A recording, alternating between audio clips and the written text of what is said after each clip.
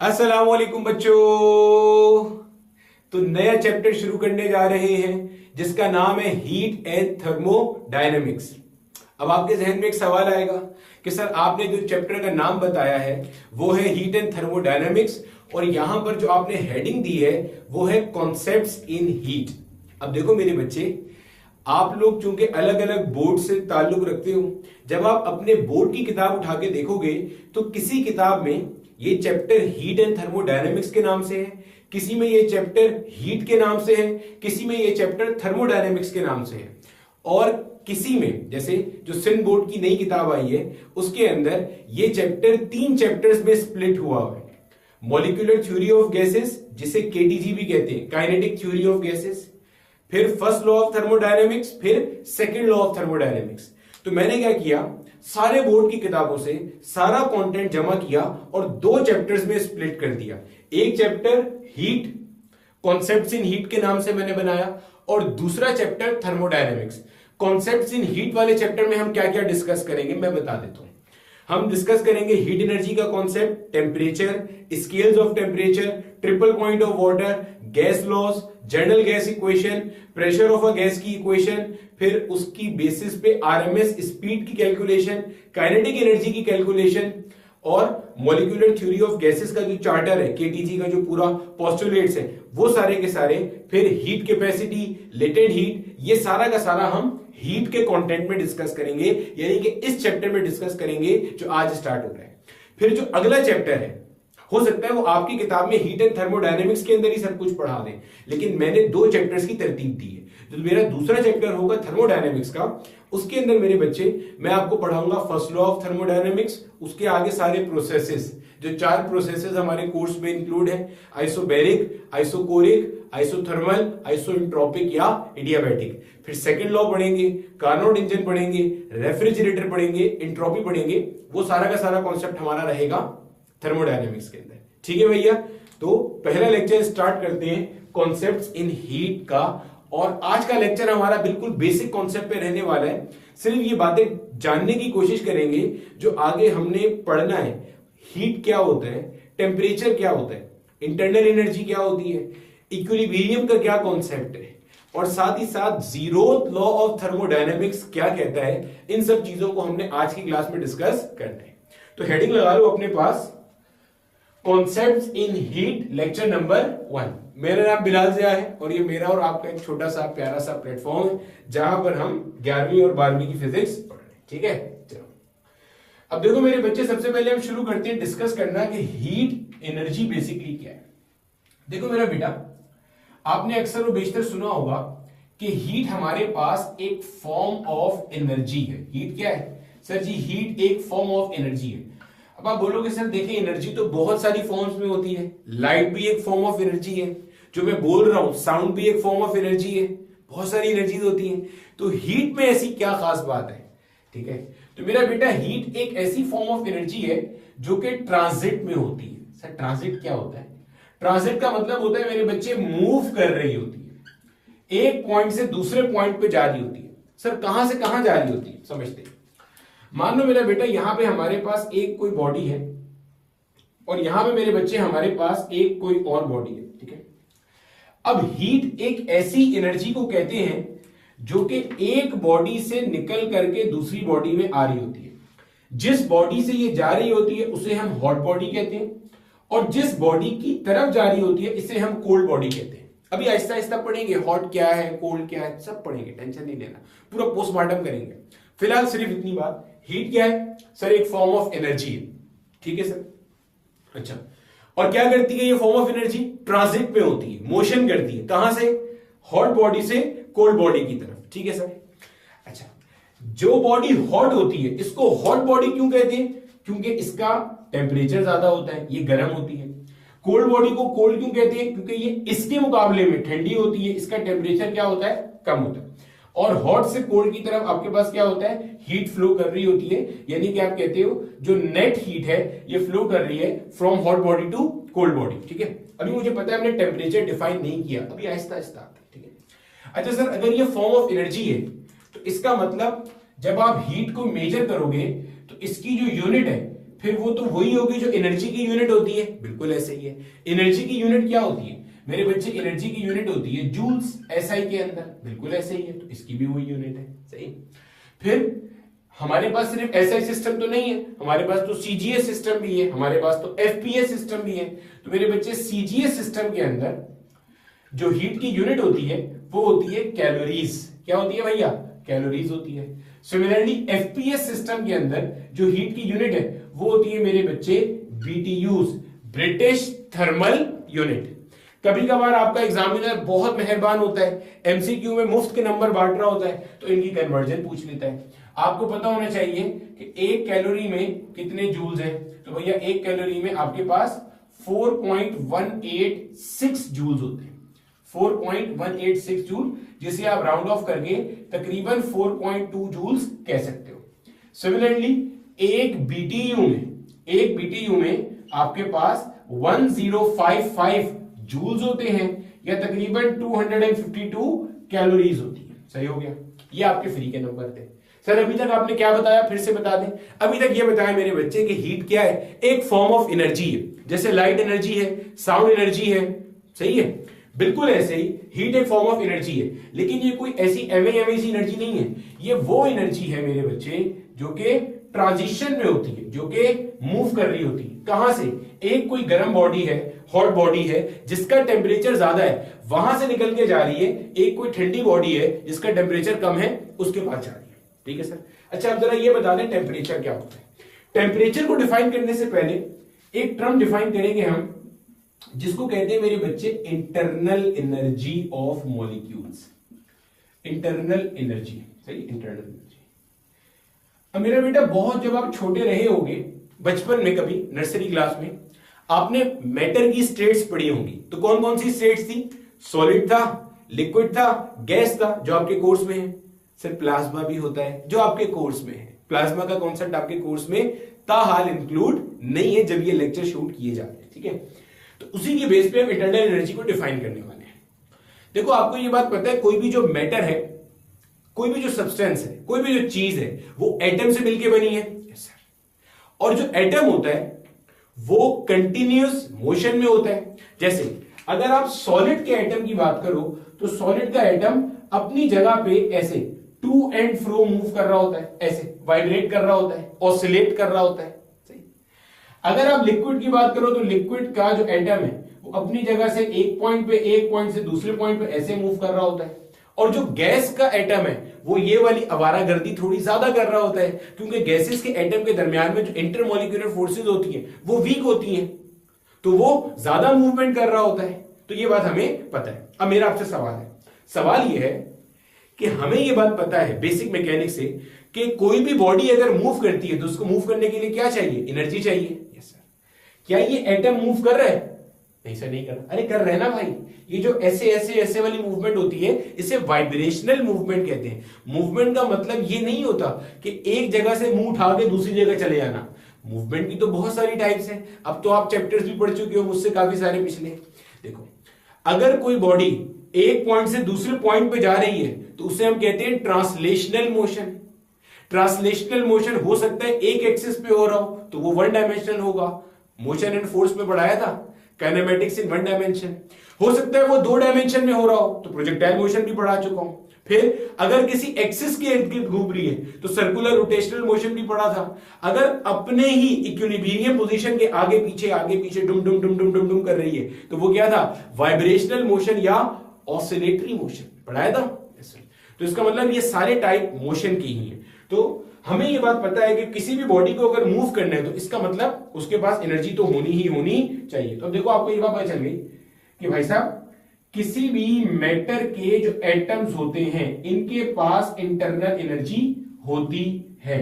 ये internal energy कहां से आती है? सराउंडिंग से एक्वायर करते हैं। भाई सराउंडिंग का कोई ना कोई टेम्परेचर है, सराउंडिंग में कोई ना कोई थर्मल एनर्जी है, वहां से ये एटम एनर्जी एक्वायर करेंगे और वो इनको मूवमेंट के लिए काफी होती है और ये मूव कर रहे होते हैं। ठीक है, अब समझना इंटरनल एनर्जी क्या है।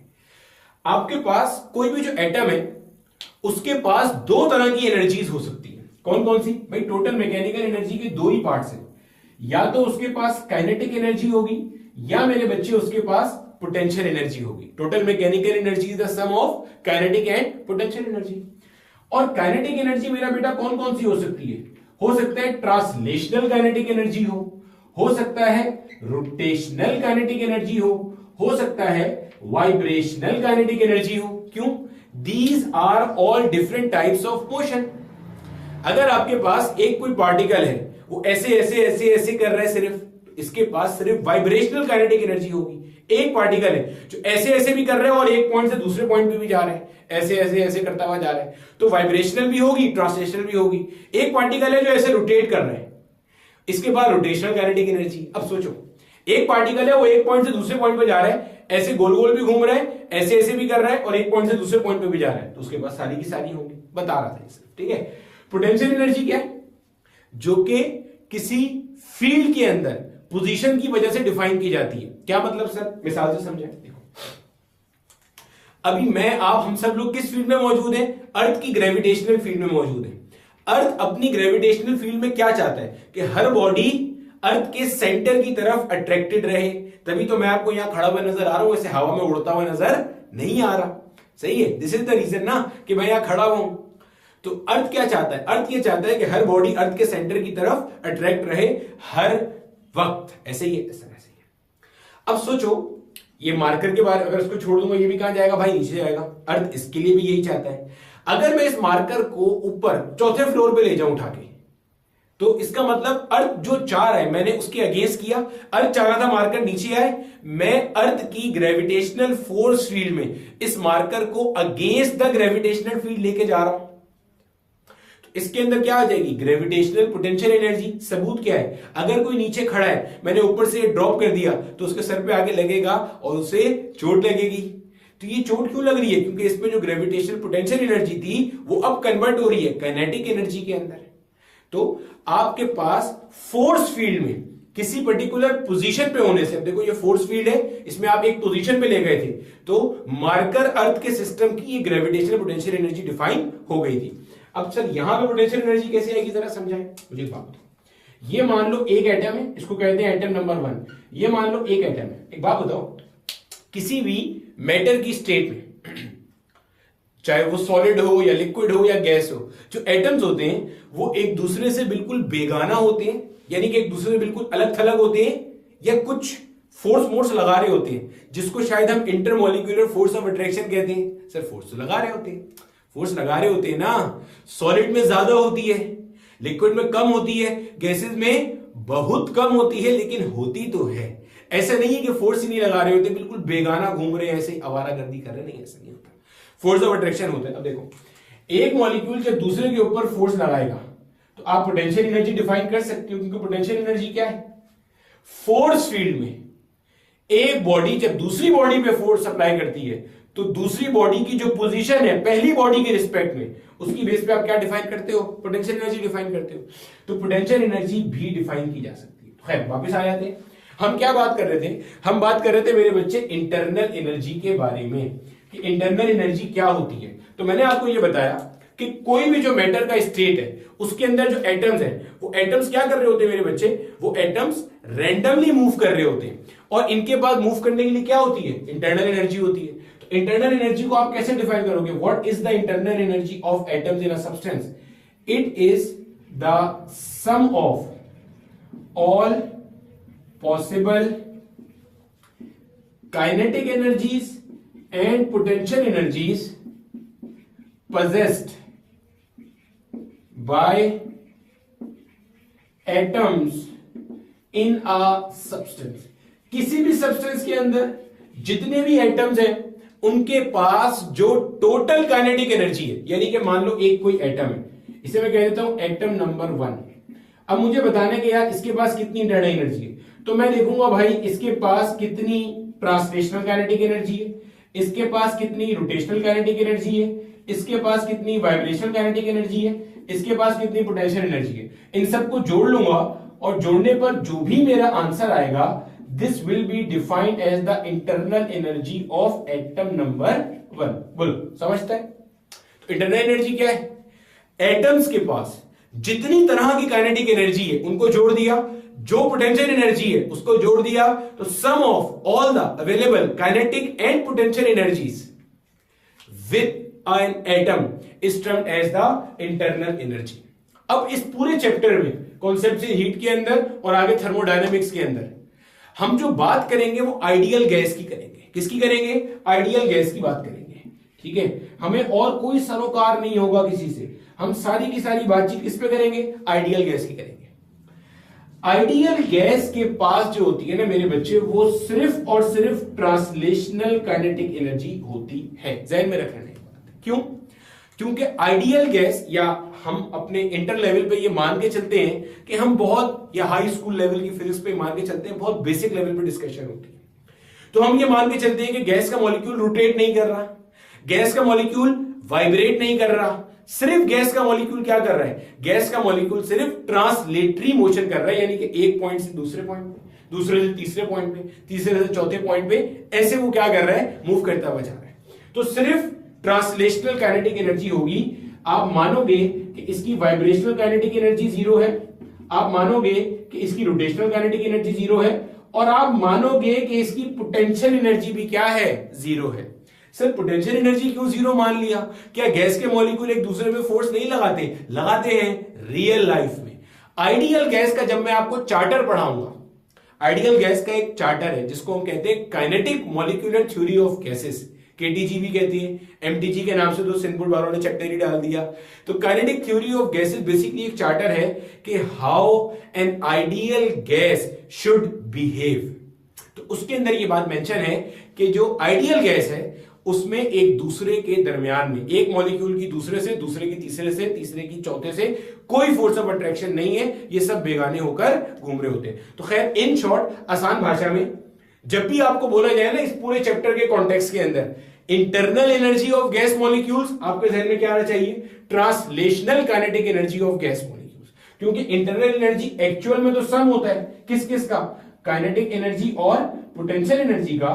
लेकिन चूंकि हम आइडियल गैस पढ़ेंगे इस पूरे चैप्टर में, और आइडियल गैस के पास सिर्फ कौन सी होती है? ट्रांसलेशनल काइनेटिक एनर्जी होती है। तो आपने ध्यान में रख लेना है कि इसके पास और किसी किस्म की एनर्जी नहीं है। चलो coming back to the point, हम क्या डिस्कस कर रहे थे, वापस आते हैं।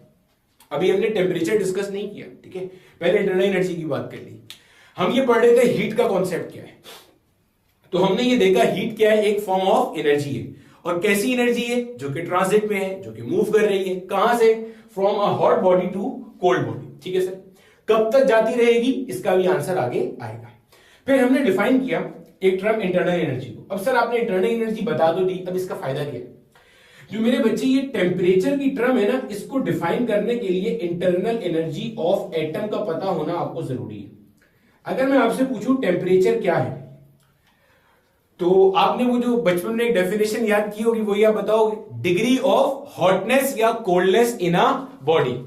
आप कहोगे कोई भी चीज कितनी ठंडी या कितनी गर्म है, ये कहां से पता चलता है? टेम्परेचर से पता चलता है। ऐसे अब इसकी थोड़ी सी और साइंटिफिक डेफिनेशन की तरफ चलते हैं।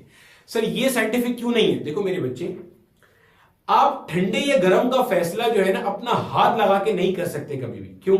इसकी बहुत सिंपल सी मिसालें अक्सर किताबों में लिखी होती है। मान लो आपके घर के बाहर जो है ना वो दो कुर्सियां रखी हुई हैं, एक वुडन चेयर है, एक मेटल की चेयर है। इमेजिन करना जो मैं बता रहा हूं, आपके घर के बाहर या घर की छत पे दो कुर्सियां रखी हुई हैं, एक लकड़ी की है, एक मेटल की है, और जबरदस्त सर्दी पड़ रही है। ठीक है, आपका घर जो है ना कि पेशावर के अंदर है या कोयटा के अंदर है, जबरदस्त सर्दी पड़ रही है वहां पे। ठीक है, 1 degree Celsius 2 degree Celsius temperature हुआ है अभी। अब आप जाते हो छत पे, किसी काम से आपको घर वाले भेजते हैं, आप ऐसे जाते हो, बड़ी मुश्किलों से अजियत में जाते हो ऊपर, आप हाथ लगाते हो मेटल चेयर को और हाथ लगाते हो वुडन चेयर को। आपको कौन सी ठंडी लगेगी और कौन सी गर्म? सोच के बताओ। मेटल चेयर ठंडी लगेगी और वुडन चेयर गर्म लगेगी, ऑल्दो कि they both are at same temperature. क्यों? क्योंकि वो दोनों छत पे रखे हुए हैं, दोनों का टेम्परेचर वही है जो सराउंडिंग का टेम्परेचर है। उसके बावजूद आपको एक ठंडी लग रही है, एक गर्म लग रही है। तो इसका मतलब क्या हुआ? हालांकि साइंटिफिकली स्पीकिंग दोनों का टेम्परेचर एक बराबर है। इसका मतलब हमारा सेंस ऑफ टच हमें धोखा दे सकता है। एक और मिसाल बता देता हूं आपको, बहुत सिंपल सी है, तो मैंने प्रैक्टिकली कई दफा की है। आप ठंडे पानी के नीचे अपना हाथ रखो, ठंडे पानी के नीचे अपना हाथ रखो, और वहां से हाथ निकाल के जो नॉर्मल रूम टेम्परेचर पे पानी है उसमें हाथ डाल दो, आपको वो पानी गर्म लगेगा। अब गर्म पानी के नीचे अपना हाथ रखो, इतना गर्म भी नहीं कि वो हाथ जला दे, गर्म पानी के नीचे हाथ रखो और फिर वहां से निकाल के रूम टेम्परेचर वाले पानी में हाथ डालो, वो आपको ठंडा लगेगा। तो your sense of touch can basically deceive you, आपको धोखा दे सकता है। तो फिजिक्स के अंदर अपन लोग ऐसा नहीं करते, हम लोग मेजरमेंट्स पे बात करते हैं। तो टेम्परेचर है वही डिग्री ऑफ हॉटनेस या कोल्डनेस, कोई बॉडी कितनी ठंडी या कितनी गर्म है। टेम्परेचर का दारोमदार होता है मेरे बच्चे इंटरनल एनर्जी ऑफ एटम्स के ऊपर, समझना गौर से। अगर किसी बॉडी का जो एटम है उसकी इंटरनल एनर्जी ज्यादा है तो हम कहेंगे इसका टेम्परेचर क्या है, ज्यादा है, ये बॉडी गर्म होगी। अगर किसी बॉडी के एटम्स के पास इंटरनल एनर्जी कम है तो हम कहेंगे ये जो बॉडी है इसका टेम्परेचर कम है तो ये ठंडी है। मिसाल के तौर पे आपको मैं कहता हूं मेरे पास दो बॉडीज है, अब देखो आप खुद ही समझ जाओगे। मैं कहता हूं आपके पास दो बॉडीज है, एक का टेम्परेचर है 80 डिग्री सेल्सियस, एक का टेम्परेचर है 50 डिग्री सेल्सियस, और इन सबके अंदर ना atoms atoms atoms atoms atoms मौजूद है। अब आपने बताना है इनमें से किस बॉडी के जो एटम्स हैं उसकी इंटरनल एनर्जी ज्यादा है और किस बॉडी के एटम्स की इंटरनल एनर्जी कम है। तो आपको पता है टेम्परेचर किस पर डिपेंडेंट होता है, internal energy of the atoms पे। तो यहां पे इंटरनल एनर्जी ज्यादा किसकी होगी, इसकी होगी, क्योंकि इसका टेम्परेचर ज्यादा है, और इसकी इंटरनल एनर्जी क्या होगी, कम होगी। तो इनमें से कौन ठंडा होगा कौन गर्म, ये इसके मुकाबले में कोल्ड बॉडी होगी और ये इसके मुकाबले में हॉट बॉडी होगी। तो क्या होगा, हीट फ्लो करेगी from hot body to cold body, natural process है।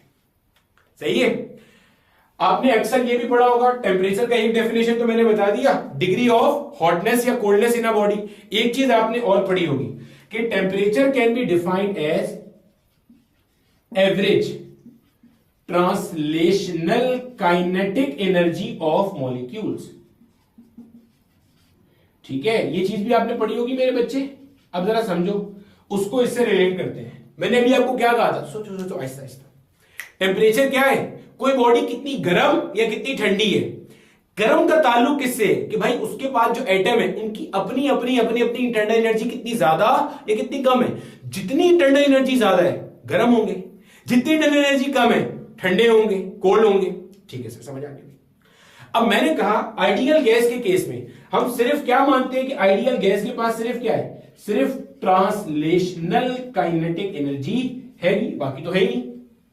इसका मतलब अगर एक गैस गर्म और एक गैस ठंडी है तो मैं ये भी कह सकता हूं गर्म गैस के जो मॉलिक्यूल्स हैं, जो एटम्स हैं, उसके पास ट्रांसलेशनल काइनेटिक एनर्जी ज्यादा है, गोया कि इंटरनल एनर्जी ज्यादा है। जो मॉलिक्यूल जो गैस ठंडी है, कोल्ड गैस है, इसका मतलब मैं कह सकता हूं इसके मॉलिक्यूल्स के पास इंटरनल एनर्जी कम है या ट्रांसलेशनल काइनेटिक एनर्जी क्या है, कम है, कह सकते हैं। काइनेटिक एनर्जी का ताल्लुक किससे होता है, मूवमेंट से होता है। काइनेटिक एनर्जी का मेरे बच्चे एक फॉर्मूला भी हमने पढ़ा हुआ है, अगर आपको याद होगा, काइनेटिक एनर्जी बराबर होती है हाफ mv² के। यानी कि काइनेटिक एनर्जी किस पर डिपेंड करती है, स्पीड पर डिपेंड करती है। गोया जो हॉट ऑब्जेक्ट है जिसके मॉलिक्यूल्स की इंटरनल एनर्जी ज्यादा है, काइनेटिक एनर्जी ज्यादा है, उसके मॉलिक्यूल्स की स्पीड क्या होगी, तेज होगी। वो जो कोल्ड ऑब्जेक्ट है जिसके मॉलिक्यूल्स की टेम्परेचर कम है, इंटरनल एनर्जी कम है, काइनेटिक एनर्जी कम है, गोया स्पीड कम होगी, वो आहिस्ता आहिस्ता चल रहे होंगे, ये तेज तेज तेज चल रहे होंगे। गोया यहां पे मॉलिक्यूल्स तेजी से चल रहे होंगे, यहां पे मॉलिक्यूल्स आहिस्ता आहिस्ता चल रहे होंगे। चलो वापस सम अप करते हैं। ये डेफिनेशन सारी मैं बोल रहा भी हूं, वीडियो को पॉज करके लिख लेना। पहली बार, हीट क्या है, हीट है एक फॉर्म ऑफ एनर्जी। हीट क्या है, heat is a form of energy. कैसी energy, that is in transit, move करती है कहां से, from a body having high temperature to a body having low temperature. कब तक करती है, थर्मल इक्विलिब्रियम क्या होता है, अभी आएगा, आहिस्ता आहिस्ता आएगा, सब आएगा। ठीक है, फिर मैंने कहा कि हीट अगर एक फॉर्म ऑफ एनर्जी है तो इसके मेरे बच्चे वही यूनिट होने वाला है जो कि नॉर्मल एनर्जीज का होता है। जी सर, तो ऐसा यूनिट इसका जूल्स होता है, और सीजीएस में इसे आप कैलोरीज में लेते हैं, और एफपीएस में ये बीटीयू होते हैं। आपने शायद देखा भी हो, एक टोशिबा का वो आया करता था एसी, है पता नहीं किसका एसी आया करता था, उसका जो है ना वो एडवर्टाइजमेंट में होता था पूरे बीटीयूज और पूरी कूलिंग। तो वो BTUs is basically British thermal unit, FPS unit है। कभी कभार इनकी कन्वर्जन पूछ लेता है एमसीक्यूज के अंदर एक नंबर के लिए। तो एक कैलोरी बराबर है 4.186 जूल्स के, जिसको राउंड ऑफ करके हम लोग न्यूमेरिकल्स में 4.2 जूल्स भी लेंगे। एक BTU 1055 जूल्स के बराबर होता है। कैलोरी में कन्वर्ट करना है तो एक कैलोरी में 4.2 जूल्स है। कैलोरी से जूल में जाने के लिए मल्टीप्लाई बाय 4.2, जूल से कैलोरी में आने के लिए डिवाइड कर देंगे। तो अगर आप 1055 को 4.2 से डिवाइड करोगे यू विल गेट 252 कैलोरीज। ठीक है सर, समझ आ गया। फिर हमने देखा इंटरनल एनर्जी क्या है। हमने कहा कोई भी जो स्टेट ऑफ मैटर है उसके अंदर जो एटम्स हैं वो सराउंडिंग से थर्मल एनर्जी एक्वायर करते हैं, और एक्वायर करके मतलब एट रूम टेम्परेचर भी हर स्टेट ऑफ मैटर के जो एटम्स होते हैं they are having motion, constant motion में होते हैं, मोशन कर ही रहे होते हैं, रुके हुए नहीं होते। सही है। सॉलिड्स वाइब्रेट करते हैं, सॉलिड के एटम्स, लिक्विड एक पॉइंट से दूसरे पॉइंट पे, गैस वाले भी एक पॉइंट से थोड़ा ज्यादा दूर जाते हैं दूसरे पॉइंट पे। फिर हमने कहा इंटरनल एनर्जी क्या है, एटम के पास जितनी तरह की काइनेटिक और पोटेंशियल एनर्जीज है उन सबका जो समेशन है that is the internal energy of the atoms. हमने कहा क्या क्या हो सकता है भाई, काइनेटिक और पोटेंशियल हो सकती है, तो sum of all the possible kinetic and potential energies possessed by atoms in a substance, इसको हम क्या कहते हैं, internal energy of atoms in a substance कहते हैं। फिर हमने कहा कि हम चूंकि पूरे चैप्टर में आइडियल गैस का तस्करा करेंगे तो आइडियल गैस जो है उसके पास पोटेंशियल एनर्जी नहीं है क्योंकि उसके मॉलिक्यूल्स एक दूसरे पे फोर्स नहीं लगाते, जो कि गलत बात है, लेकिन आइडियल बिहेवियर डिस्कस करने के लिए सही है।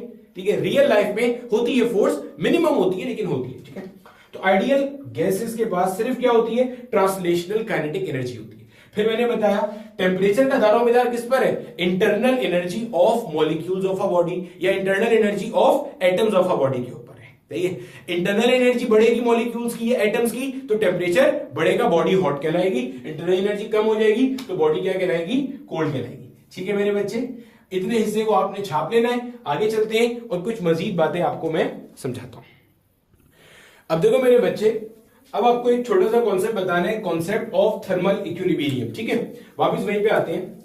हमने ये देखा कि भैया हमारे पास एक कोई बॉडी है जिसको हमने हॉट बॉडी का नाम दिया हुआ है। ठीक है, एक कोई बॉडी है जिसको हमने कोल्ड बॉडी का नाम दिया हुआ है, और अब हमें इतना सेंस आ चुका है कि हॉट बॉडी जिसे हम कह रहे हैं इसका मतलब इस बॉडी का टेम्परेचर क्या होगा, ज्यादा, इस बॉडी का टेम्परेचर क्या होगा, कम।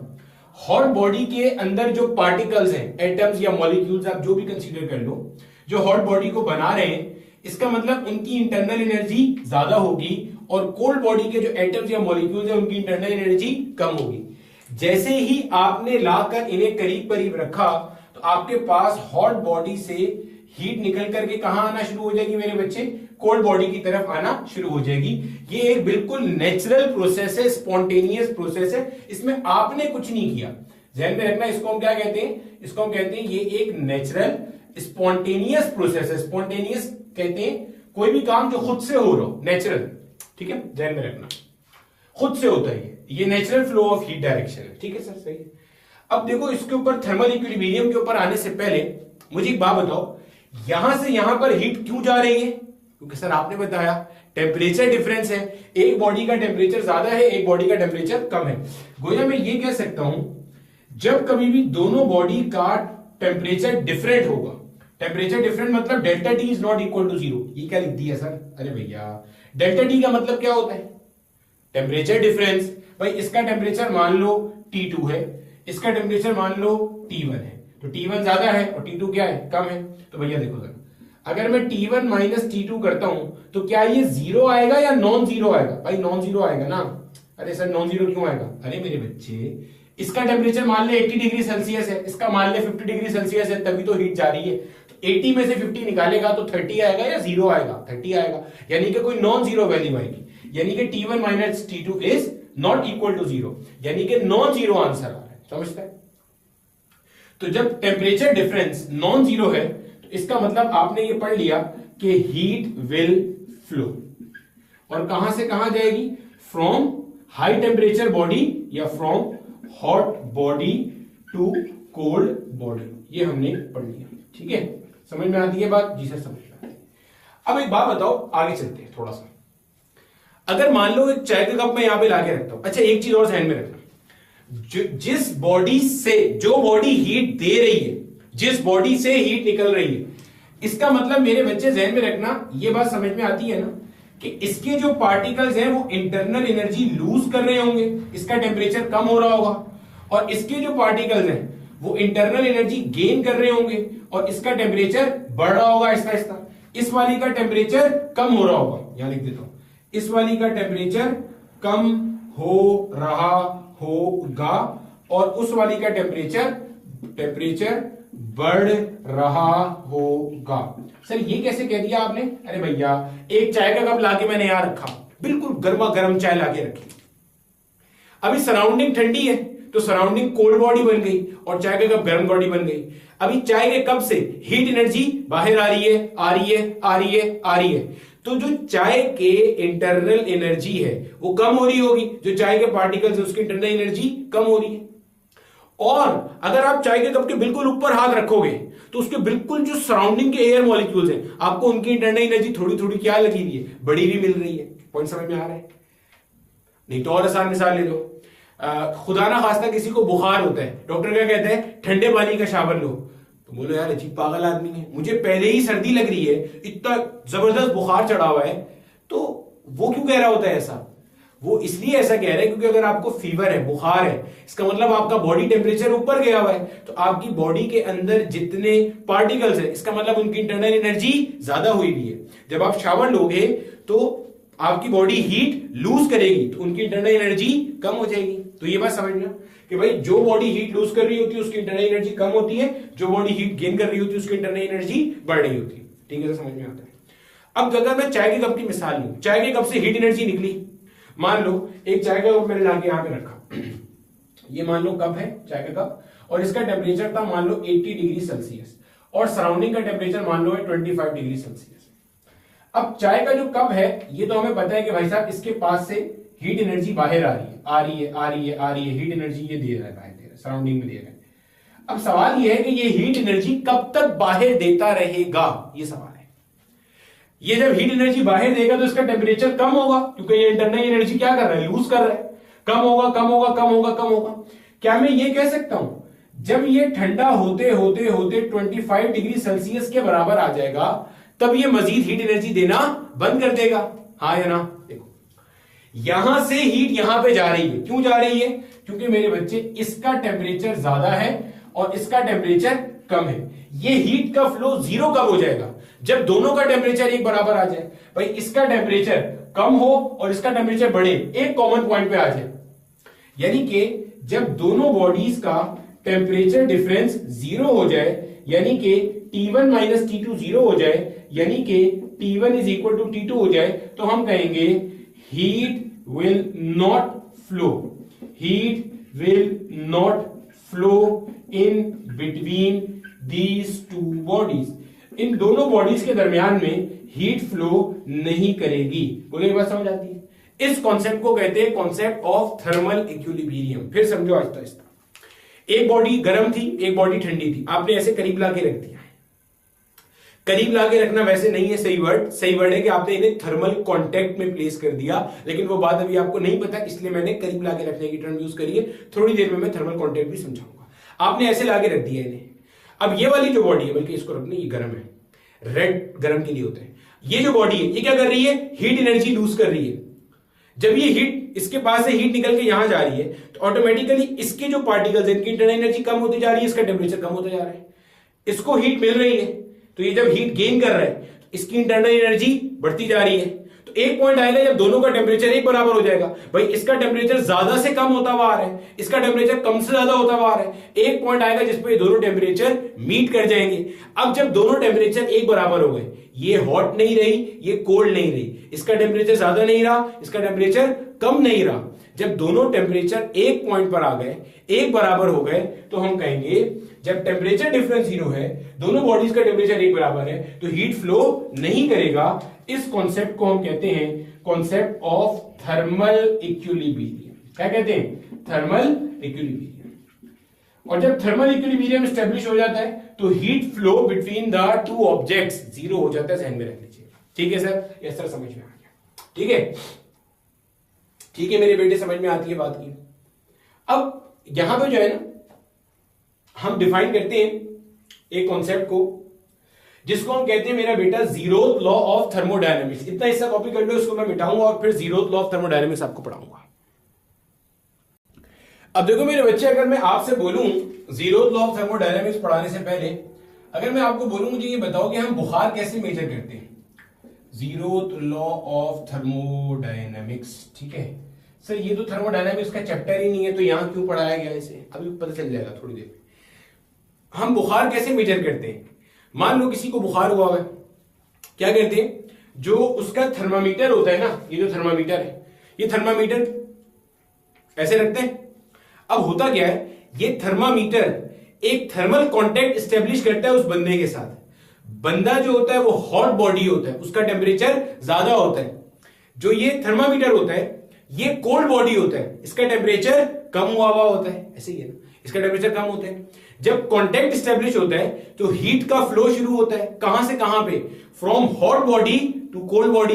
हीट का फ्लो कब तक जारी रहता है, जब तक कि दोनों का टेम्परेचर डिफरेंस जीरो ना हो जाए। तो होता क्या है, आपने जैसे थर्मामीटर रखा उसके अंदर जो मरकरी है वो फैलना शुरू करता है, थर्मल एक्सपेंशन। किसी भी चीज को आप जब हीट देते हो तो वो एक्सपेंड करती है, तो उसमें जो मरकरी है, इसमें भी पूरा तफसीलन लेक्चर आएगा, लेक्चर नंबर 3 जो होगा वो थर्मल एक्सपेंशन पर ही होगा। तो जो मरकरी है वो हीट गेन करता है बंदे में से और फैलता है फैलता है फैलता है। कब तक फैलेगा, कब तक फैलेगा, जब तक के बंदे का टेम्परेचर और उस मरकरी का टेम्परेचर एक बराबर ना हो जाए।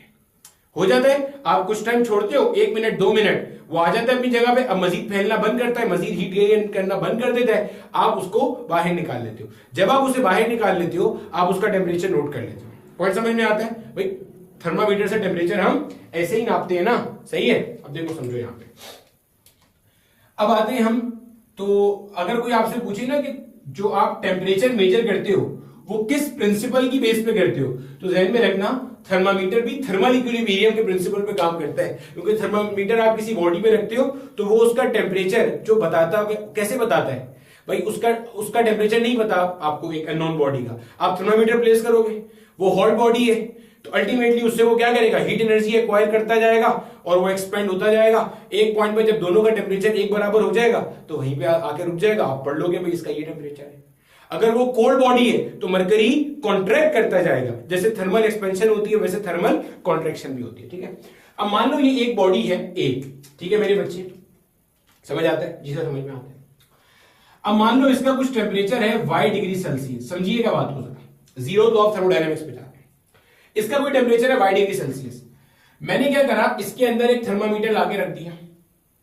जब थर्मामीटर लाके रखा तो थर्मामीटर का टेम्परेचर बढ़ा बढ़ा बढ़ा बढ़ा टिल द टाइम कि इसका टेम्परेचर कितना हो गया, y डिग्री सेल्सियस हो गया। अच्छा y से समझना अगर मुश्किल हो गया, ऐसे कर लेते, इसका टेम्परेचर है 80 डिग्री सेल्सियस, आसानी के लिए। तो मैंने थर्मामीटर लाके रखा, अभी थर्मामीटर का शुरू में टेम्परेचर मान लो 40 डिग्री सेल्सियस था, जैसे ही मैंने ए के साथ इसको थर्मल कांटेक्ट में रखा तो भाई थर्मामीटर का टेम्परेचर बढ़ना शुरू हुआ, बड़ा बड़ा बड़ा बड़ा बड़ा बड़ा 80 डिग्री सेल्सियस हो गया। अब मैं सारी जिंदगी में थर्मामीटर को यहां रखूंगा, इसका टेम्परेचर मजीद नहीं बढ़ेगा, क्यों, क्योंकि भाई हीट ट्रांसफर नहीं हो रहा। जब हीट ट्रांसफर नहीं हो रहा तो थर्मामीटर का टेम्परेचर ऊपर नहीं जाएगा, ठीक है। अब मैंने इसे लाके यहां पे रख दिया, यहां पे लाके रख दिया, बी का टेम्परेचर मुझे नहीं पता कितना है, मैंने इसी थर्मामीटर को लाके यहां रख दिया, मतलब थर्मामीटर को ऐसे झटक झुटक के बिल्कुल ब्रांड न्यू करके यहां लाके रख दिया। अब मैंने बी बॉडी का टेम्परेचर मेजर किया, जब मैंने बी बॉडी का टेम्परेचर मेजर किया तो वो भी कितना आ रहा था, 80 डिग्री सेल्सियस आ रहा है। आहिस्ता आहिस्ता सुनो, ए का एक सर्टेन टेम्परेचर है, बी का वही सर्टेन टेम्परेचर मैंने मेजर कर लिया। क्या मैं ये कह सकता हूं, ये जो थर्मामीटर है ना इसको मैं कह रहा हूं सी, थर्मामीटर को मैं क्या कह रहा हूं, सी। गौर से सुनना, गौर से सुनना, क्या एक्सपेरिमेंट किया फिर सुनो। ए कोई एक बॉडी है, हो सकता है कोई इंसान हो, इंसान का तो खैर 80 डिग्री सेल्सियस नहीं हो सकता, कोई भी एक बॉडी है, ठीक है। अब अल्टीमेटली ये कोई भी जो एक बॉडी है, इसका मैंने थर्मामीटर प्लेस किया तो जो भी इसका टेम्परेचर था वो यहां पे आ गया। अब फर्दर हीट का ट्रांसफर नहीं हो रहा है इस बॉडी से थर्मामीटर में, क्योंकि thermal equilibrium has been established, ठीक है सर। अब मैंने वही थर्मामीटर उठाया, उसको ऐसे झटका झुटका, यानी कि वापस इनिशियल कंडीशन में लाया, उसका टेम्परेचर 80 डिग्री सेल्सियस नहीं है, लाके यहां डाला। अब इसके अंदर से बॉडी बी में से इसमें हीट गई गई गई गई, इसका टेम्परेचर बढ़ा, फाइनली 80 डिग्री सेल्सियस पे आ गया। अब मजीद नहीं आ रहा, मजीद क्यों नहीं ऊपर जा रहा, क्योंकि भाई इसका मतलब बी का टेम्परेचर भी कितना है, 80 डिग्री सेल्सियस है। सर क्या हमेशा 80 होगा, नहीं भाई मैंने मिसाल ली, ठीक है। मुझे बताओ, क्या मैं ये कह सकता हूं body A and C are in equilibrium, बोला कह सकता हूं कि ए और सी किसके अंदर है, इक्विलिब्रियम में, क्योंकि इन दोनों में फर्दर हीट ट्रांसफर नहीं हो रहा। क्या मैं ये भी कह सकता हूं body B and C are in equilibrium, बोलो हाँ या ना। बॉडी बी और सी भी किसके अंदर है? इक्विलिब्रियम के अंदर है। अगर ये ट्रू है कि बॉडी ए और सी इक्विलिब्रियम में, और अगर ये ट्रू है कि बॉडी बी और सी इक्विलिब्रियम में, इसका मतलब मैं ये कह सकता हूं कि body A and B are in equilibrium. मतलब अगर बॉडी ए को बॉडी बी के बाजू में प्लेस किया जाए तो कोई हीट बॉडी ए से बी में या बी से ए में फ्लो नहीं करेगी। This is termed as the zeroth law of thermodynamics. अभी मुझे पता है आपके जहन में जो सवाल आ रहा है, ठीक है, पहले ये समझने की कोशिश करो क्या बोला है। मैंने कहा अगर ए और सी इक्विलिब्रियम में, यानी कि इनके दरमियान में कोई हीट फ्लो नहीं कर रहा। अगर बी और सी ए वाली बॉडी यहां पे रखी गई है, अगर बी और सी इक्विलिब्रियम में, इनके दरमियान में भी हीट फ्लो नहीं कर रहा, इसका मतलब this implies that body A is in equilibrium with body B. यानी कि अगर आप बी और ए को एक साथ प्लेस करो in thermal contact with each other. Thermal contact का मतलब होता है ऐसा इन्वायरमेंट स्टैब्लिश होना कि हीट फ्लो कर सके। तो ए और बी को जब आप एक दूसरे के आजू बाजू प्लेस करो such that they have the ability to transfer heat if there is a temperature difference, लेकिन वो फिर भी हीट ट्रांसफर ना कर रही है। मतलब ए और सी इक्विलिब्रियम में थे, बी और सी इक्विलिब्रियम में थे, तो ये कह रहा है ए और बी इक्विलिब्रियम में होंगे। ये रिजल्ट बता रहा है। ये क्या बता रहा है? रिजल्ट बता रहा है। यानी कि कह रहा है ये है कि अगर आप ए को बी के बाजू में प्लेस करोगे तो कोई हीट ट्रांसफर ए से बी में नहीं होगा, क्योंकि ए और बी भी क्या होंगे? इक्विलिब्रियम में होंगे। अब बच्चे के ध्यान में सवाल आता है, सर ये तो बिल्कुल ऑब्वियस सी बात थी, इसमें क्या बात है कि अगर ए सी के साथ इक्विलिब्रियम में है, बी सी के साथ इक्विलिब्रियम में, तो ए और बी आपस में क्या होंगे? इक्विलिब्रियम में। ऐसा कोई लाजमी नहीं होता। ये ऑब्वियस बात नहीं होती है कि ए सी के साथ कोई रिलेशन रखता है, बी सी के साथ कोई रिलेशन रखता है, तो ए और बी भी आपस में कोई रिलेशन रखते होंगे। सर मिसाल बताएं, मिसाल समझ लेते हैं। मान लो आपके पास एक कोई कील है, कील समझते हो? नेल, नेल नेल आयरन की नेल है। आपके पास एक आयरन की नेल है ए और एक आयरन की नेल है, उसका नाम मैंने रख दिया बी। दो आयरन की नेल्स हैं आपके पास, एक का नाम ए, एक का नाम बी। आपके पास एक कोई मैग्नेट है, एक कोई क्या है? मैग्नेट है। मैग्नेट का नाम मैंने रख दिया सी।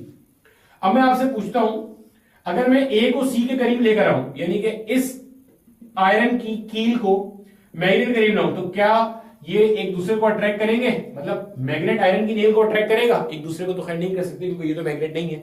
तो क्या मैग्नेट आयरन की नेल को अट्रैक्ट करेगा? जी सर करेगा। अच्छा, अगर मैं इस बी दूसरी आयरन की नेल को इसके करीब लाऊं, तो क्या ये मैग्नेट इस आयरन की नेल को भी अट्रैक्ट करेगा? जी सर करेगा। सही। अब अगर सी ए को अट्रैक्ट कर रहा है और सी बी को अट्रैक्ट कर रहा है, यानी इन दोनों के दरमियान में अट्रैक्शन का रिलेशन है, इन दोनों के दरमियान में अट्रैक्शन का रिलेशन है।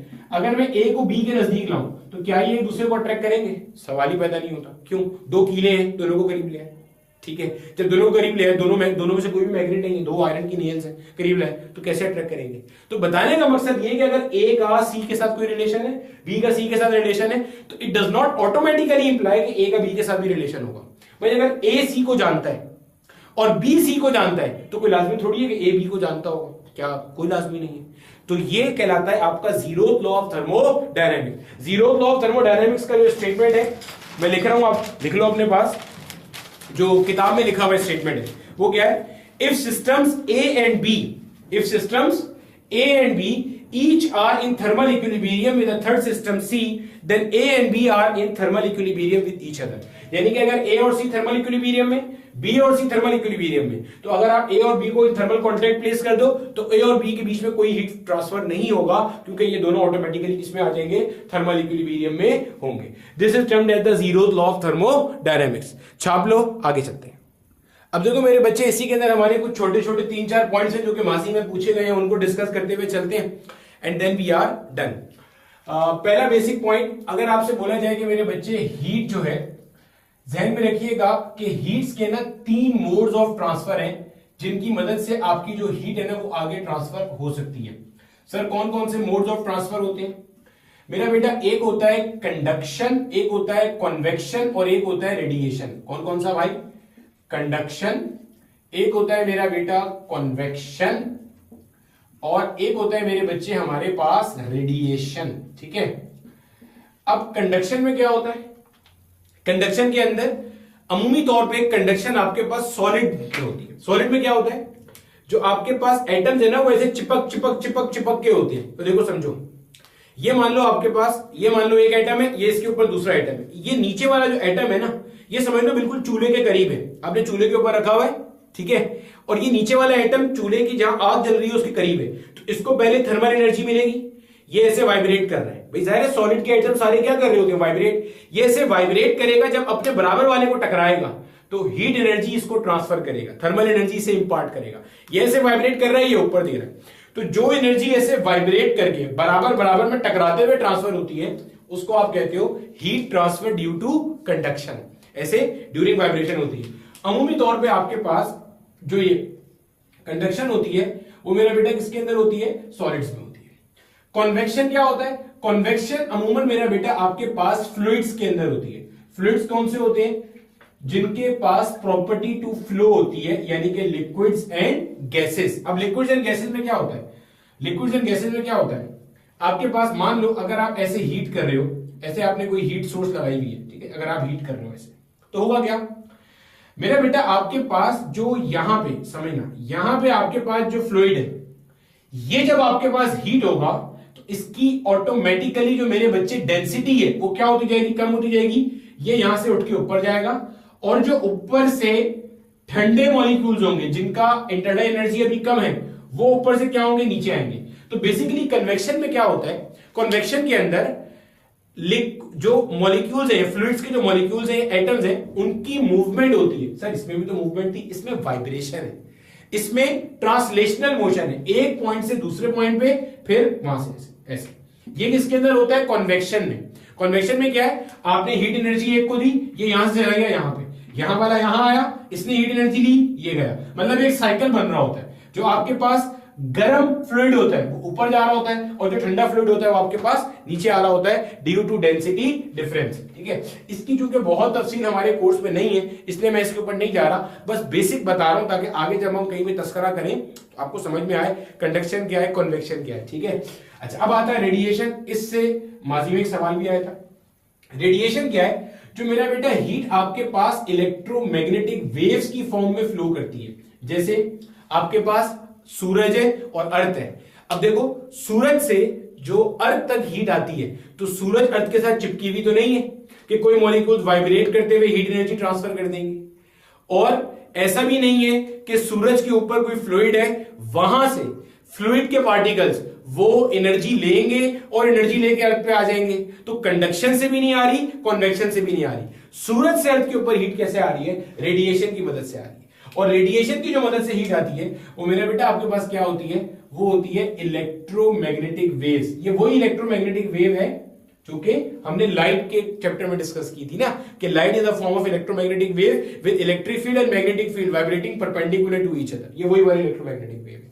तो अमूमी तौर पे इसके अंदर आपके पास जो इलेक्ट्रोमैग्नेटिक वेव्स होती हैं, जो कि हीट वेव्स भी कहलाती हैं, वो आपके पास इंफ्रारेड वेव्स होती है। कौन सी होती है, इंफ्रारेड वेव।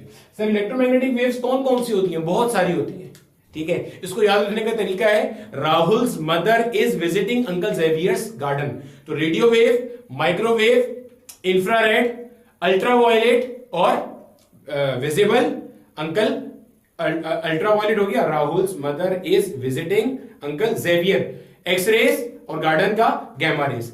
तो ये सारी की सारी आपके पास क्या है, इलेक्ट्रोमैग्नेटिक वेव्स है। ठीक है, तो इसमें से जिनको आप हीट वेव्स कहते हो ना, हीट वेव्स, तो ये जो हीट वेव्स होती हैं या हीट रेडिएशंस होती हैं, these are usually infrared waves. तो ये एनएडी यूनिवर्सिटी ने 2015 में सवाल पूछा था, जिस साल मैंने एनएडी यूनिवर्सिटी का इम्तिहान दिया था, कि हीट वेव्स क्या है, तो heat waves are electromagnetic waves, infrared waves है। ठीक है सर, समझ में आते हैं। अब सवाल पैदा होता है थर्मल कॉन्टैक्ट क्या है। भाई अगर आप चाहते हो, ये देखो ए एक बॉडी है, इसका टेम्परेचर ज्यादा है, बी एक बॉडी है, इसका टेम्परेचर क्या है, कम है। अब देखो आपको ये बात पता है ए से बी की तरफ हीट का फ्लो होगा, आपको ये बात पता है, लेकिन इसके लिए दरमियान में थर्मल कांटेक्ट का होना जरूरी है। किसका होना जरूरी है, थर्मल कांटेक्ट का होना। सर थर्मल कांटेक्ट से क्या मुराद है, थर्मल कांटेक्ट से मुराद यह है कि दरमियान में ऐसा सफिशिएंट रीजन स्टैब्लिश हुआ हो कि हीट फ्लो कर सके। सर क्या मीडियम होना जरूरी है, नहीं मीडियम का होना जरूरी नहीं है, हीट वैक्यूम से फ्लो कर सकती है। क्यों भाई, जितनी भी इलेक्ट्रोमैग्नेटिक वेव्स हैं, these are all non mechanical waves, इनको कोई मटेरियल मीडियम नहीं चाहिए फॉर द प्रोपेगेशन। तो दरमियान में एक सफिशिएंट रीजन होना चाहिए। सर सफिशिएंट रीजन से बताएं, पहली बात तो इनका टाइम ऑफ कॉन्टैक्ट सफिशिएंट हो। मिसाल से समझाता हूं, आप सबने अपने बचपन में ना एक जादू किया होगा। क्या? आपने मोमबत्ती जलाई होगी, उस मोमबत्ती के ऊपर ऐसे जो आग का शोला होता है, आपने अपनी उंगली तेजी से उसमें ऐसे आगे पीछे करी होगी और छोटे बच्चों को ये जादू करके भी दिखाया होगा। देखो तेरा भाई कितना बड़ा जादूगर है, ऐसी उंगली को आगे पीछे कर रहा है, हाथ जलता भी नहीं है। तो उसमें आपकी जादूगरी कमाल नहीं है, आपका उंगली कोल्ड बॉडी है और वो फ्लेम हॉट बॉडी है, तो असुरी तौर पे हीट को ट्रांसफर होना चाहिए। तो फिर ऐसा कौन सा जादू हो रहा है कि आपके हाथ में हीट ट्रांसफर नहीं हो रही? वो इसलिए कि आप इतना तेजी से अपनी उंगली गुजार रहे हो कि वहां पे थर्मल कांटेक्ट स्टैब्लिश नहीं हो पाता। अगर आप इतने ही बड़े जादूगर हो तो चूल्हे में हाथ डाल के थोड़ी देर रुक जाओ, वहां पे थर्मल कांटेक्ट स्टैब्लिश होगा, फिजिक्स अपना काम करेगी, हॉट से कोल्ड की तरफ हीट फ्लो करेगी और आपकी सारी जादूगरी वहीं पानी हो जाएगी। पॉइंट समझ में आ गया? तो थर्मल कांटेक्ट क्या होता है? ए और बी के दरमियान में एक सफिशिएंट रीजन का एस्टेब्लिश होना कि जो हीट के फ्लो को पॉसिबल बना सके। अक्सर पूछा जाता है कि भाई क्या थर्मल कांटेक्ट के लिए फिजिकल कांटेक्ट जरूरी है?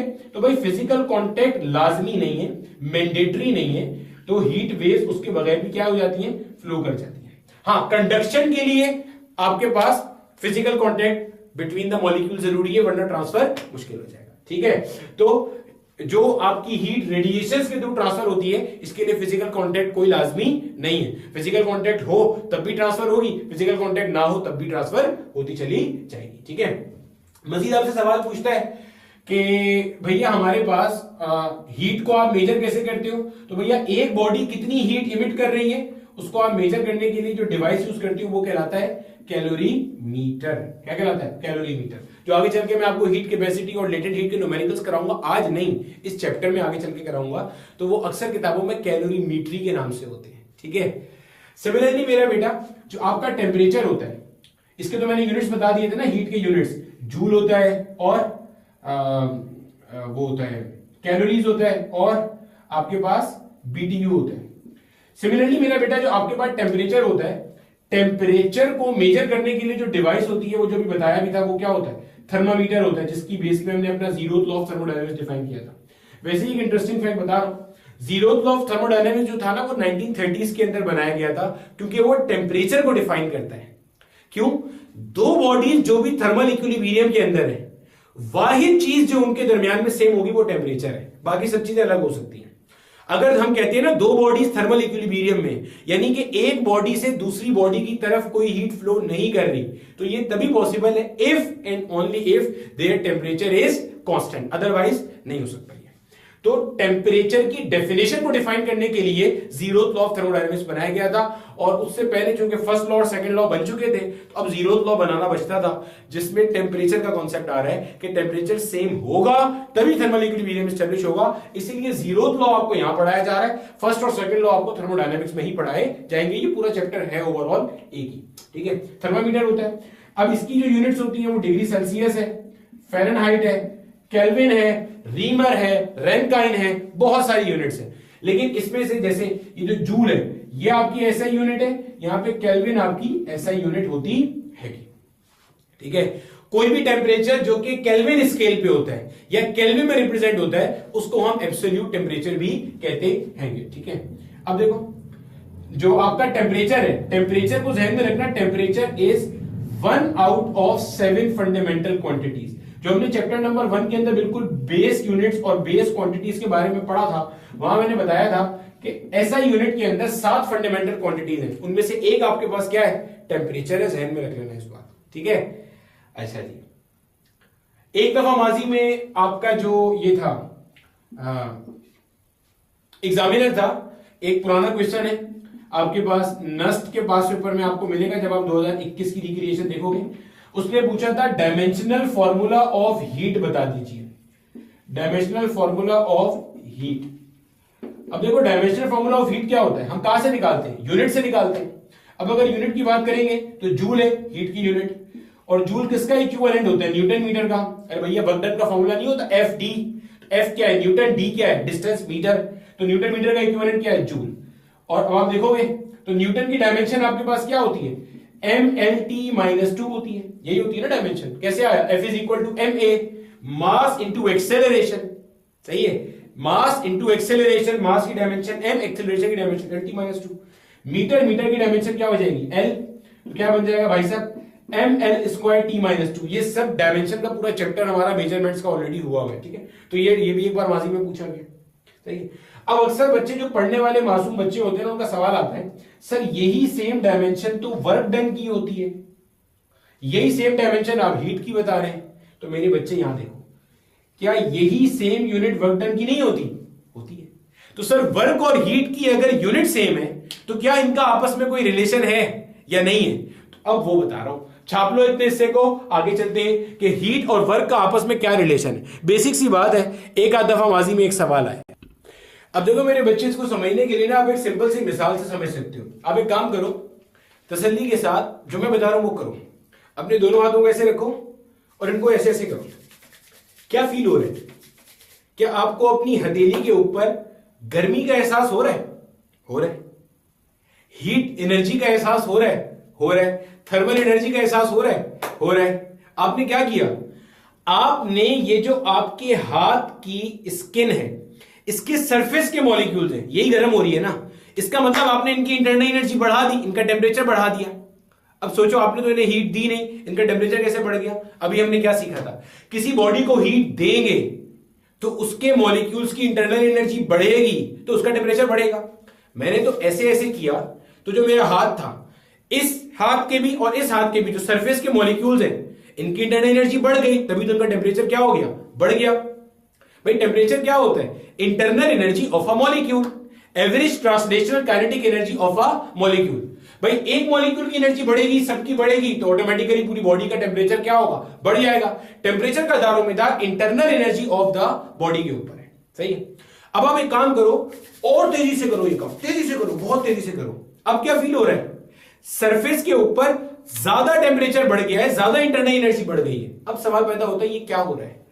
तो हमें ये बात पता चली, हमसे मुराद काउंट रमफोर्ड और उनके तकरीबन 40 साल के बाद सर जूल ने एक्सपेरिमेंट किया।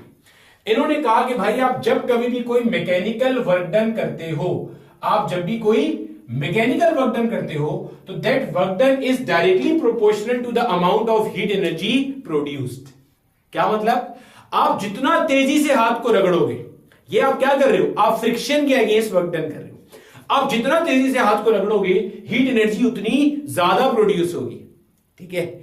मतलब और आसान कर लेते हैं, ये आपके पास कोई दीवार है, इस दीवार पे तेजी से हाथ को रगड़ो, घर वाले समझेंगे पागल हो गए, ठीक है, पागल खाने में दाखिल करा देंगे, लेकिन फिजिक्स सीखने के लिए करके देखो। कोई आपके पास रफ दीवार है ना, उस पर तेजी से हाथ को रगड़ो, आपके हाथ की सतह गर्म हो रही होगी। यानी कि आप जितना मैकेनिकल वर्क डन करोगे वो डायरेक्टली प्रोपोर्शनल है किसके ऊपर? हीट एनर्जी को प्रोड्यूस करने का सबब बन रहा है। जब हम यहां पे प्रोपोर्शनैलिटी हटाते हैं तो यहां पे हमारे पास कांस्टेंट आता है, वो कहलाता है जे। ये जो जे है ना मेरा बेटा, ये कहलाता है mechanical equivalent of heat. Mechanical equivalent of heat. और इसको डिफाइन कैसे करते हैं? J is equal to W divided by Q।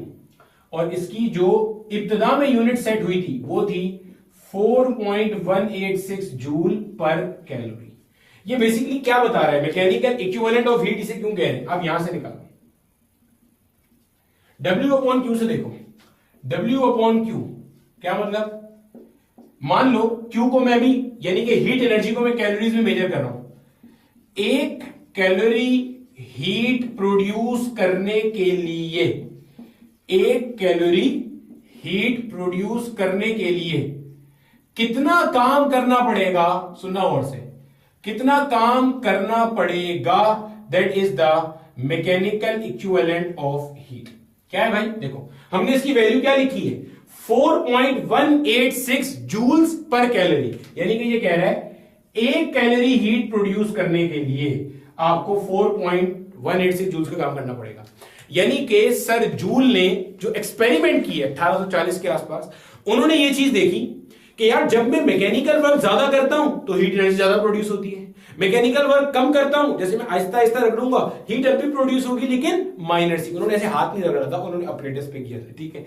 जब मैं मैकेनिकल वर्क कम करूंगा तो हीट एनर्जी कम प्रोड्यूस होगी, ज्यादा करूंगा तो हीट एनर्जी ज्यादा सारी प्रोड्यूस होगी। यानी कि mechanical work done is directly proportional to the amount of heat energy produce in the experiment. तो इन्होंने कहा W is equal to J Q, J आपका क्या है, मैकेनिकल इक्विवेलेंट ऑफ हीट। अब Q को अगर आप कैलोरीज में लोगे तो ये क्या बनेगा, 4.186 जूल्स पर कैलोरी। यानी कि उन्होंने ये चीज नोट की थी अपने एक्सपेरिमेंट में, ठीक है। उस जमाने में Q को कैलोरीज में ही मेजर किया जाता था, तो बाद में जब ऐसे सिस्टम आया तो आपने Q को जूल्स में कर दिया कि एक कैलोरी का हीट तब प्रोड्यूस होगा जब आप 4.186 जूल्स का मैकेनिकल वर्क करोगे। यानी कि अगर किसी ने 2 कैलोरीज हीट प्रोड्यूस करनी है तो 4.186 जूल्स मल्टीप्लाई बाय 2 का वर्क डन कर ले। किसी ने 3 कैलोरीज हीट प्रोड्यूस करनी है तो 4.186 जूल्स मल्टीप्लाई बाय 3 का वर्क डन कर ले। सही है। अब अगर कोई बोले सर मुझे एक बात बताएं, अगर मैं Q को भी जूल में ले लूं तो क्या हो जाएगा भाई, कोई टेंशन ही नहीं है। मुझे एक बात बताओ, अभी करके देख लेते हैं। W डिवाइडेड बाय Q, यही है ना भाई, ऐसे ही है। W को यहां रहने दो 4.186 जूल, ये तो पहले से जूल में। Q को आपने जूल में लेना है ना, तो अभी Q किसके अंदर है, कैलोरी में। एक कैलोरी में कितने जूल्स होते हैं, सोचो, आपके नोट्स में भी लिखा हुआ है 4.186 जूल।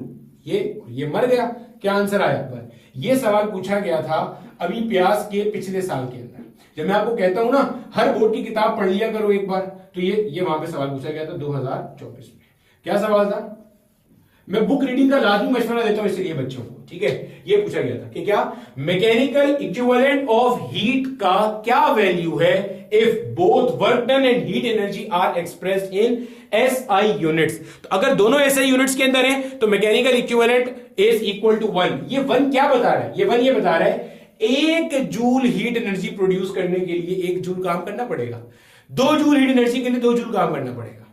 यानी कि आपने सीखा क्या, आपने ये सीखा, सोचो अभी तक की हमारी कहानी का खुलासा क्या है। खुलासा ये है, आप बॉडी के मॉलिक्यूल्स की इंटरनल एनर्जी 2 तरह से बढ़ा सकते हो। सोचो, आप किसी भी बॉडी के मॉलिक्यूल्स की इंटरनल एनर्जी 2 तरह से बढ़ा सकते हो, एक मैकेनिकली, एक नॉन मैकेनिकली। मैकेनिकली कैसे, by doing work on it.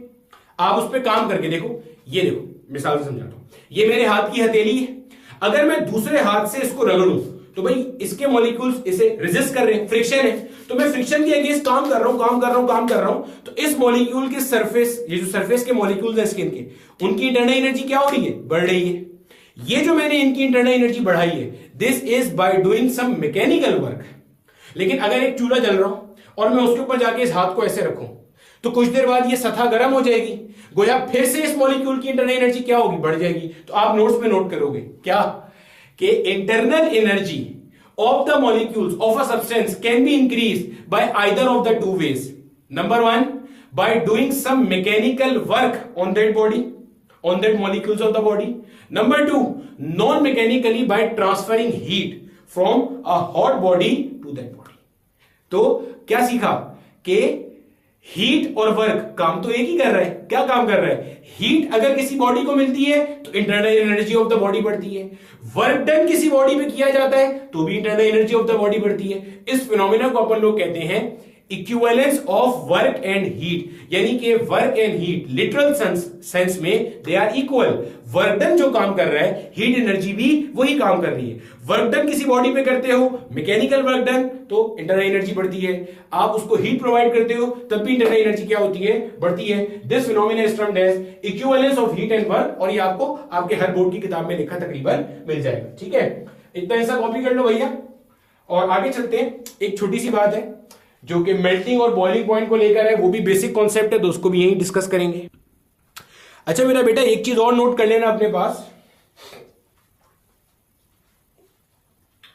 शुरू के अंदर हमारे पास ना बेसिकली कैलोरिक थ्योरी थी, जिसकी वजह से हीट का यूनिट ना कैलोरी लिया जाता था। अब कैलोरिक थ्योरी जो कि और किसी बोर्ड की किताब में मुझे नहीं मिली, किसी में भी नहीं मिली, तो मैं उसको यहां डिस्कस भी नहीं कर रहा। ओल्ड डिस्कार्डेड थ्योरी है, ठीक है। उस जमाने में ना हीट को एक फ्लूइड के तौर पे माना जाता था कैलोरिक, कि वो हॉट बॉडी में ज्यादा होता है, कोल्ड में कम होता है, फिर हॉट से कोल्ड की तरफ जाता है। बाद में वो पूरी थ्योरी डिस्कार्ड हो गई थी काउंट रमफोर्ड के एक बोर ड्रिल एक्सपेरिमेंट के बाद, ठीक है। तो वो हमारी अब जरूरत भी नहीं है पढ़ना। बस एक बात ध्यान में रखना, 1 कैलोरी को कैसे डिफाइन किया जाता था। जो भी आपने पढ़ा है ना कि 1 calorie is equal to 4.186 joules, ठीक है। इसको कहीं कहीं पे 4.184 जूल्स भी लिखा होता है, तो तकरीबन यही वैल्यू है।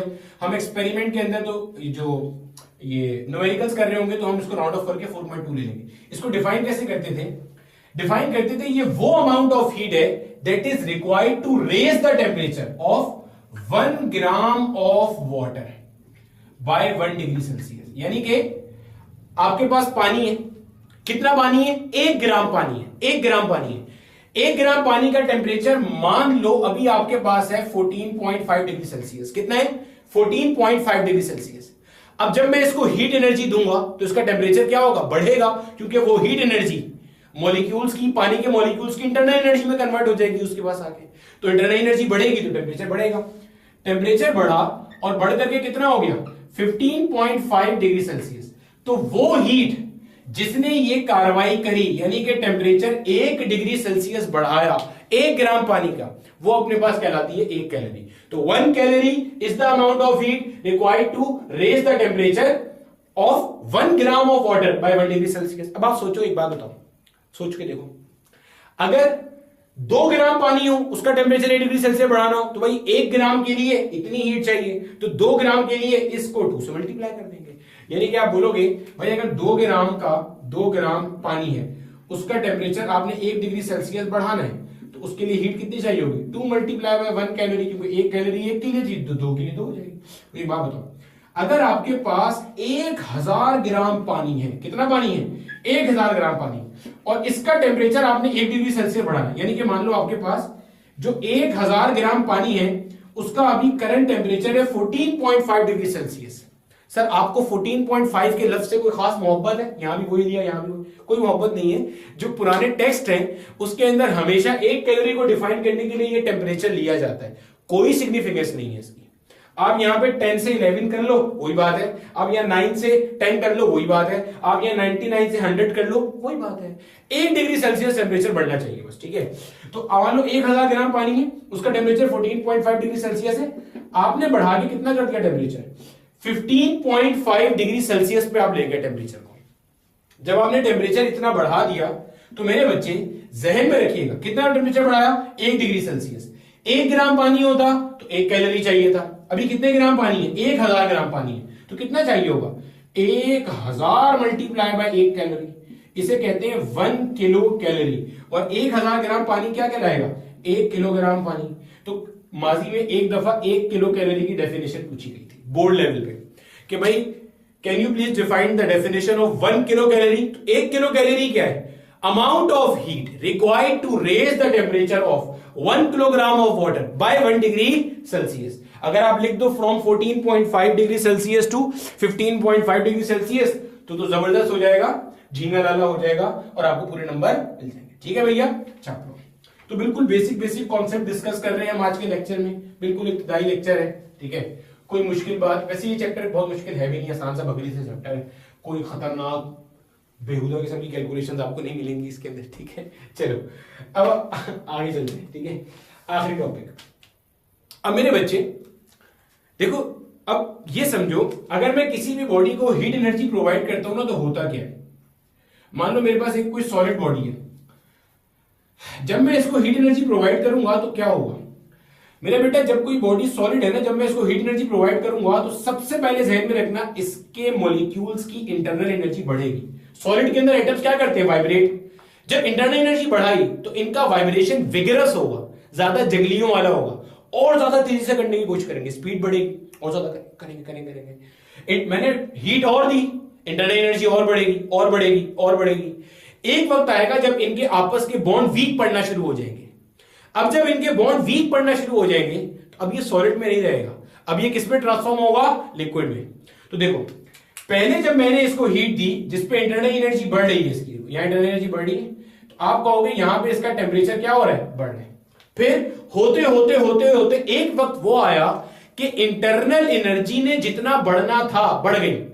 अब सॉलिड में रहते हुए मजीद इंटरनल एनर्जी बढ़ना पॉसिबल नहीं है, क्योंकि इंटरनल एनर्जी जब बढ़ रही है तो वो सॉलिड में कैसे रहेगा भाई?